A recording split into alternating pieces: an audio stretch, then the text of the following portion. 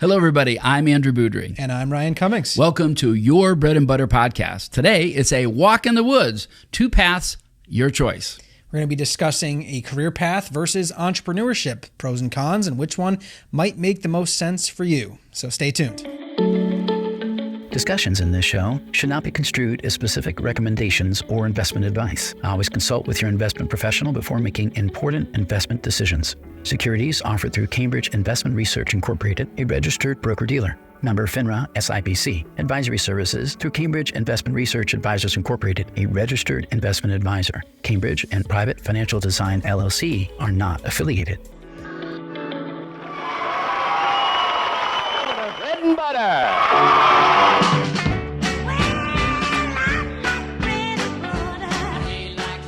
Hello, everybody. I'm Andrew Beaudry. And I'm Ryan Cummings. This is Your Bread and Butter podcast. And today, we're going to be taking a walk in the woods. 2 paths, your choice. We're going to be discussing career paths versus entrepreneurship and some of the differences between working in corporate America, being an entrepreneur, and which path might make the most sense for you in your life. Yes, and we're going to be looking at what success looks like in each category and the shared ingredients, the commonality between the two, that there are roots of success that are built into both sides of that equation. Absolutely. And stay tuned for our follow-up episodes where we'll dive deeper into each path individually. But today, it's going to be more, like you said, discussing those commonalities. All right. How to choose that right path for you. So let's look at some interesting facts here as we go through this podcast. First of all, the biggest and most important thing is that every level of success has to come with the idea and then a strategy. That is a common theme that is built into both sides of this equation. I think it's important to, like you said, have a plan. And when you're looking to move forward towards something, you'll see that's kind of one of those commonalities, whether you're in corporate America or you're following the entrepreneur path, is having a well thought out, not just idea, but a plan to get there is key in accomplishing that plan and achieving success at the end of the day. Yes, most people that don't have an awareness of what it is that they want to do or what they like kind of amble about, and eventually they don't end up making a choice other than the choices that are made for them. There's a poem by Robert Frost, and it actually is called The Road Not Taken. It goes like this. 2 roads diverged in a yellow wood, and sorry I could not travel both. And be one traveler long I stood, and looked down one as far as I could to where it bent into the undergrowth. Then I took the other, as just as fair, and having perhaps the better claim, because it was grassy and wanted wear, though as for that passing there had worn them really about the same. And both that morning equally lay in leaves no step had trodden black. Oh, I kept the first for another day. Yet knowing how this way leads on to way, I doubted if I would ever come back. I shall be telling this with a sigh. Somewhere, ages and ages hence, 2 roads diverged in a wood, and I took the one less traveled by, and that has made all the difference. So that poem is being read. It's an old poem by Robert Frost. It's being read because this is the truth about life. There are paths that you can take that have already been tread for you. Your whole family went to Columbia University. Your whole family went to Boston University. And you want to follow in those steps. That's fine. There's nothing wrong with that. Your family owned a business and your family wants you to be in the business. You can do that. There's a lot of ways you can look at it. But in the fork in the road, the idea is it's about your choice, individuality, and the consequence. It is. I think it's a good metaphor for today's conversation. Do you take that, say, the path, like you said, that maybe a lot of your family's been through, the common path that maybe is more familiar, a little bit safer, or, do you go the more uncommon path, or maybe the way that takes a little more risk, and, what do you discover along the way? So I think you need to ask yourself, where do I want to go and how do I get there? Correct. So as we go through this today, again, we have 2 more episodes that are going to be tied into this. The next episode will be talking about careers, drilling down on that one. And the second one will be about becoming an entrepreneur. Yes. So today, though, which path actually fits you? The first key to this is you have to know yourself. You got to know who you are. Yeah, there's different personalities that fit these different career paths. There's some that may fit either, but there's some that are maybe more tailored to the corporate career path, or some that are more tailored to the the entrepreneurial route. And so I guess what are some tools you think that you could utilize to try to help you figure out which path best fits your personality? Well, first of all, I think personality tests today, they've done a great job with personality tests. Don't ever be afraid to take a personality test. Nobody's going to come back and say you're an idiot. Nobody's going to come back and do that. But what you really want is honest feedback. Now, sometimes family members can be very good with that, but sometimes they're also opinionated.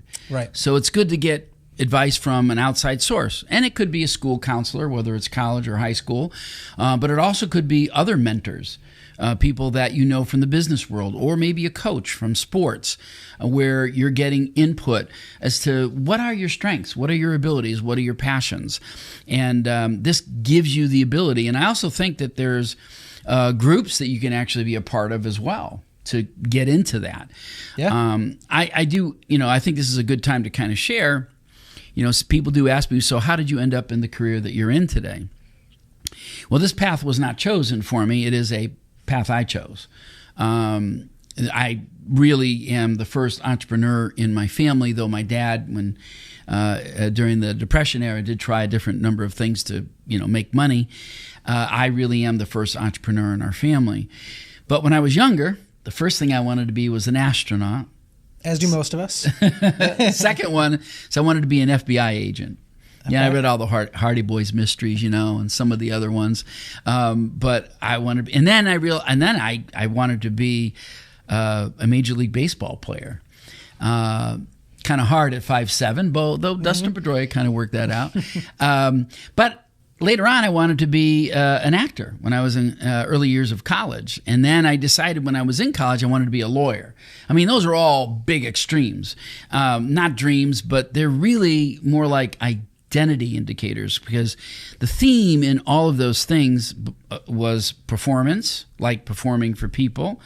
But then the other part of it was discovery, exploration, some risk. And the other side of it was justice and doing the right thing.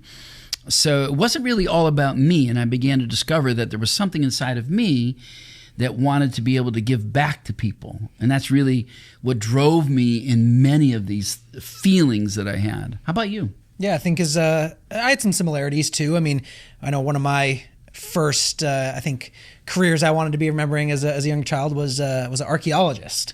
Really? Big fan of dinosaurs, and wanted to be able to go out there and discover fossils. Wow. And all those sorts of things. I think like a lot of young kids are. Yeah, but that's I had a cool. lot of similarities to you too. I mean, I wanted to at one point be a police officer. My brother was one, and wanted to kind of follow in his footsteps at one point. And then there was another point I wanted to be a player in the NFL, but again, 5'6" is not really suitable for an NFL player, so that didn't really last for too long. But so that's why you like the Teddy Bruschi poster. Yeah. He was an overachiever at his absolutely, height. Yeah. Absolutely. So still a big fan, but yeah, me too. Definitely, don't have what it takes to play per se, but.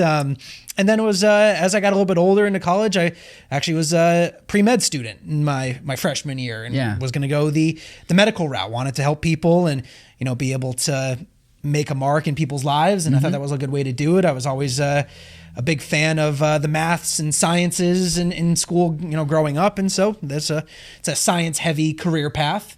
So started to go that route, but started to quickly realize that I didn't want to be in school for a decade or so. So that's where we kind of switched routes a little bit. One of my secrets of my childhood that when I went through this whole thing when I was in my early 20s, and I began to really center in on what I was good at and what I really wanted to do, was that when I was younger, I would play bank. Because I saved all my allowance money. I did chores and stuff. By the time I was like 8, 9, 10 years old, I was going around the neighbors, picking up twigs, raking lawn, shoveling snow and all that kind of crap. Sorry, probably shouldn't say crap. But it was kind of back then. But anyway, I did all that. But I used to come home and play bank. And my sister reminded me of this not too long ago. We laughed about it because I would set up this table and I would take the Monopoly money and I would play banker. So I knew that there was, and I always had this thing about money, making it grow, working. I started investing when I was, as soon as I turned 18, I got my first mutual fund. So, I mean, that's something that I rooted to and I understood pretty clearly. You probably rooted in the fact that, you really wanted to help people. You wanted to do something. You wanted discovery. I could see all of that in there. Yeah, it was, it was a lot of that. And it was a lot of, like I was saying earlier, like my strongest subjects in school were math and science. Chenna went the science right at first. Yeah. Decided to not go that way. So I was like, well, what can I do with numbers? What can 10 I do? years. Yeah. What can I do with the math related route? And so that kind of led me down the finance path. And so talk to me a little bit about self-honesty, because that's part of this. That is. And I think that's kind of the point of us giving those examples of all those different potential career paths we both considered is, I think it's part of it is finding what interests you, what you like, what fits your personality, but then being honest with yourself of, well, what's realistic? Mm-hmm. What is something that, not only is just enjoyable, but can also, help you accomplish other goals in your life and, has that good balance. You don't want to go the route of something that just makes money that you hate, but, also doing something that you absolutely love but doesn't pay the bills isn't ideal either. Isn't ideal either. It's being honest with yourself on either side. Yeah, it's like being the poet or the struggling actor or the struggling writer, that kind of thing. Well, I do know that knowing yourself is very important. It's like a very successful introverted entrepreneur who was in the coal mining business. Do you know why he was so successful? I don't. He mined his own business. And I think you have to know who you are, right? You do. So you have to know who you are. That's an important part of this discovery process. And again, we're going to look at some things here today. Successful people, unsuccessful people. There is a very strong correlation that taking chances and making mistakes is the way to success. So it's not like people wake up, win the lottery and start a business. It's not like people wake up one day and just start a business and it's all just, money's flowing in left and right. It's not how it works. You have to have failure in order to really be successful. Yeah, and I think it's how you deal with that failure that helps breed that success. That being that person that just let its weigh on you, stop progressing when you fail once or twice or three times and not learning from that, using it as a stepstone to the next thing or to maybe achieving success and not failing the next time, learning from it. That's key in that whole process, making sure that you're advancing and building and being able to fail and not being afraid to do it. And you can see on the slide that we're going to show you here that the person that has failure, they have an idea. They tell the idea to everyone. They're so excited about it. But they want success quickly and they want to start big. And then they face problems and then they fail. They get discouraged. They quit everything and they never try again. Whereas on the other hand, with success, we have the person that has that same idea, but then starts mapping out, that strategy to get there. Saving money maybe is part of that. Building the plan, facing their problems, facing that failure that we were talking about, but then learning from it, attempting to solve it and, building on it and solving those problems and eventually succeeding. So, that's very similar paths, but there's some key differences in there of what happens when you hit those bumps along the way. And there are times when you have to fold them up. If it's just not working, it's just not working. But if you learn from it, you can move on to the next. Now, there are some very interesting statistics, and you can look and see this up on the screen. 20% of the businesses fail in 1 year. All right, and then it's up as high as 50% are gone by year 5. Yep. And then eventually only 25% remaining by year 15. So going the entrepreneur route has a lot of risks. It does have a lot of risk. You have to be a risk taker and you have to know that in your personality. So there's factors like what type of industry you're in, your location, economic conditions. They can influence all kinds of things. You got industries like, farming, forestry, fishing, hunting. These all have higher survival rates. Now, one of the things for me is that I've always tried to give advice to clients and to my own children about their careers or being entrepreneurs. And one of my children has a business in the tech industry. And I've said to him for the last 18 years, and he's had his business since he was 16, so that's really 24 years since he's had it. I've said to him, you are in a recession-proof industry. Everybody needs technology work. We have become more technologically dependent, and everybody needs you. That's recession-proof. So if you're looking for a safe entrepreneurial job, you get one that is recession-proof that everybody needs. Right. And when you think about food, like farming and all these other ones, they have higher survival rates because there's a basic need there. Right. It's a core staple to our economy and the businesses that are out there. So you're right. There's some reduction of risk in those industries, and might see better statistics than some of the ones we just discussed. Correct. And let's talk about career. I mean, with the career path, I think the most attractive component to that is the security. I think that's one of the biggest things, having the potential to, not have to rely on a brand new business. You can potentially start working for a company that's been around for decades and has a proven track record, and you can receive that fixed stream of income, your salary, and there's a potential for, at least early on, much higher earnings from a career path. Yeah. And going to college and getting hired by a big business and whatnot, and having that stable income, stable job security. There's a lot of benefits and peace of mind that can come with something like that. So college graduates, definitely, they earn nearly 2 times more over their lifetime. And if you like a job that doesn't really have risk and you want to be like an engineer, you just want to be able to, know the numbers, draw the lines, figure out the formulas, things like that. There's plenty of need for that. There's not enough engineers in our country right now in our career development programs. We have need for nursing. We have need for so many areas where people, if they jump into it, and particularly in the trades, which is separate from college, right, but you still have to go get training. You do. One of our administrators here, her son, is going to be in this training program for like 5 or 6 years before he can, go out into the wild.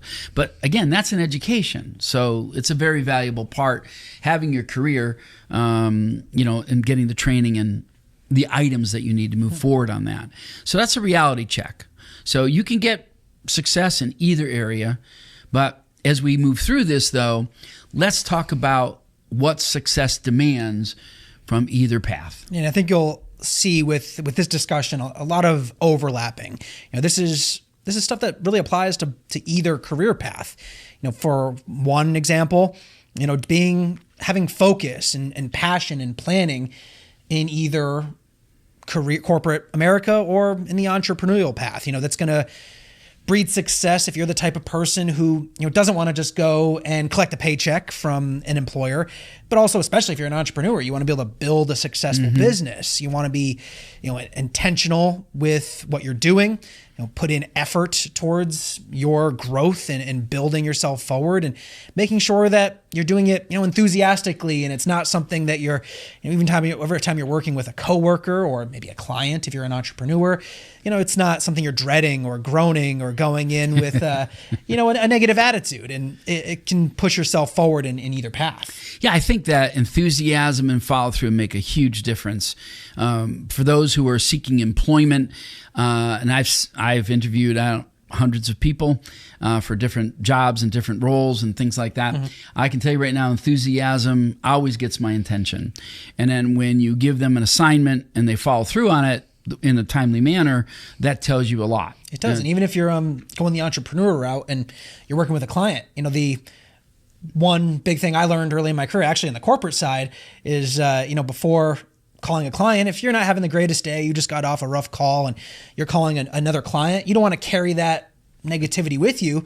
And so just simply stopping, taking a breath, and actually, even if you might even just be on the phone, not even be face to face with them, just having a smile on your face Yep. comes off Exactly. in the inflection in your voice. Exactly. It can make a big difference to that positivity. Same thing with if you're starting your business and you're talking to family members, which is like 30-something% of a startup's income or capital start. If you're talking to a family member and you're not enthusiastic and you don't know your stuff about it, those family members or investors or a banker are not going to be interested, And so if you're just going through the motions, it's just never going to happen. Presentation matters. It does. And I think education and skills is a huge part of this. Nobody just rolls out of bed and becomes, I'm going to say it, nobody just rolls and comes out of bed and is a media influencer, which is a big thing. Everybody wants to be a social media influencer.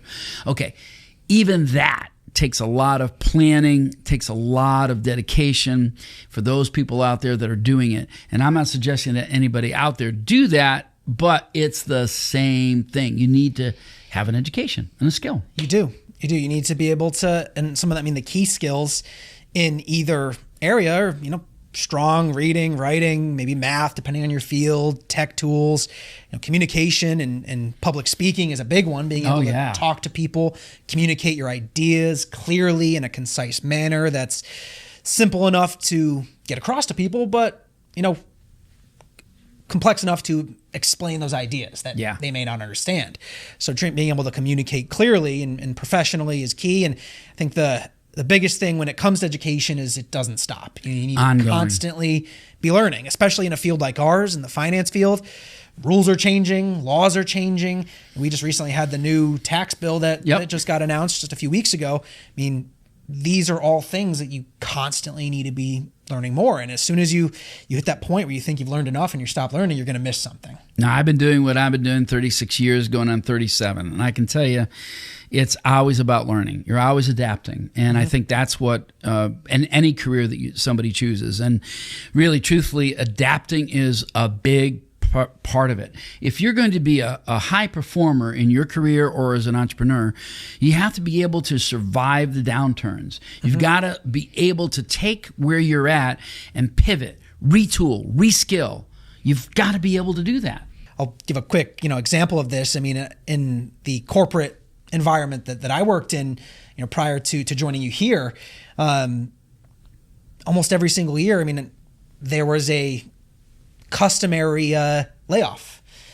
And the company would lay off about the bottom 5% of performers each and every year, give or take a few percentage points. And there was this constant turnover. And if you didn't want to be caught up in those layoffs each year, you had to constantly be adapting, improving your skills. And it was I always used to say this to my team that I would manage at my previous employer, and that it's at times a bit of a competition. While it is a work environment, we're all working together, you are competing with your colleagues, and being able to stay on top of things, helps you have that edge as things progress. Well, I think that's part of it is that I think when you're an employee of an organization, if you can become somebody that they don't want to lose, like you become important to them, you've made yourself valuable to them, then you're going to have your job.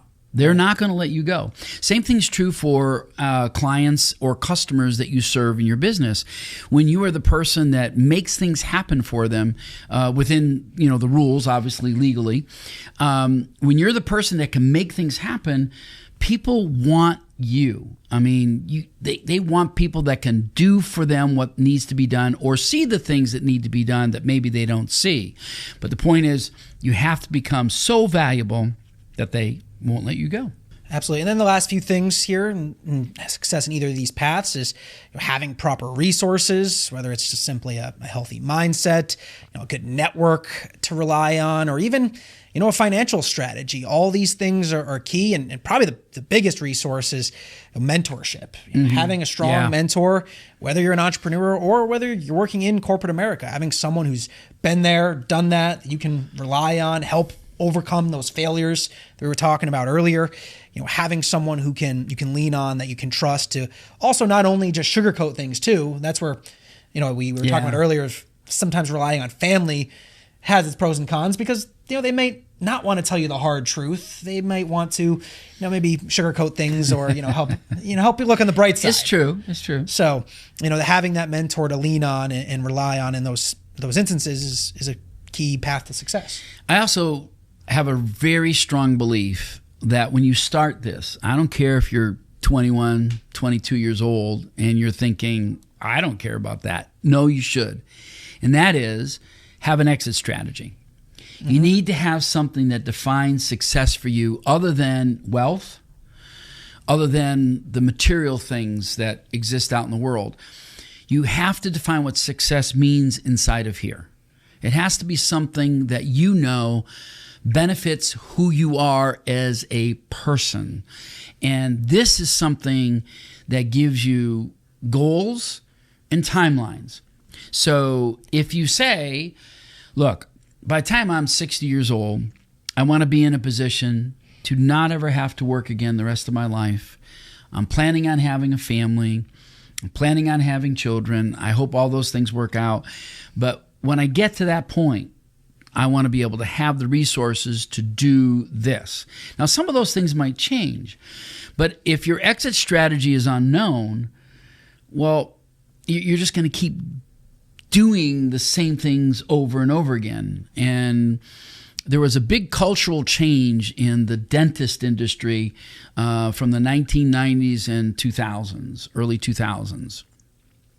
And I would speak at some of these big conferences regionally and nationally for dentists that were, bigger group.